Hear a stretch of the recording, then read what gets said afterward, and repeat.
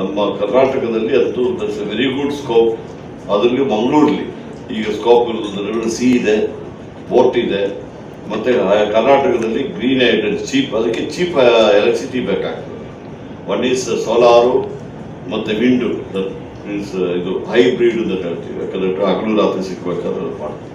ಆ ಥರ ಮಾಡಿ ನಾವು ಈ ಗ್ರೀನ್ ಹೈಡ್ರೋಜನ್ ಮಾಡಿದ್ರೆ ನಮ್ಮ ಕಂಟ್ರಿಯಲ್ಲಿ ಯೂಸ್ ಮಾಡ್ಬೋದು. ಎಕ್ಸ್ಪೋರ್ಟ್ ಮಾಡಲಿಕ್ಕೆ ಫುಲ್ ಸ್ಕೋಪ್ ಇದೆ ಅದಕ್ಕೆ. ಈಗಾಗಲೇ ನಾವು ಅದರ ವಿಚಾರದಲ್ಲಿ ಒಂದು ಪಾಲಿಸಿ ಮಾತ್ರ ಮಾಡಿದ್ದೀವಿ, ಪಾಲಿಸಿ ಮಾಡಲಿಕ್ಕೆ ಹೊರಟಿದ್ದೀವಿ. ಈಗಾಗಲೇ ಗುಜರಾತ್ ಮತ್ತು ರಾಜಸ್ಥಾನದವರೆಲ್ಲ ಅದನ್ನು ಮಾಡ್ತಾ ಇದ್ದಾರೆ. They are going to do it, but we should not pay, ಅದನ್ನು ಮಿಸ್ ಆಗಬಾರ್ದು. We are also going to take, and we are already we had so many meetings ಮಾಡಿಬಿಟ್ಟು ತಗೊಳ್ತಾ ಇದ್ದೀವಿ. ಒಂದು ಪೈಲಟ್ ಪ್ರಾಜೆಕ್ಟ್ ಸಮೇತ ಮಾಡಲಿಕ್ಕೆ ಈಗ ಕಡಿಲ್ಲದಿಂದ ನಾವು ಮಾಡ್ತಾ ಇದ್ದೀವಿ. It's a green hydrogen.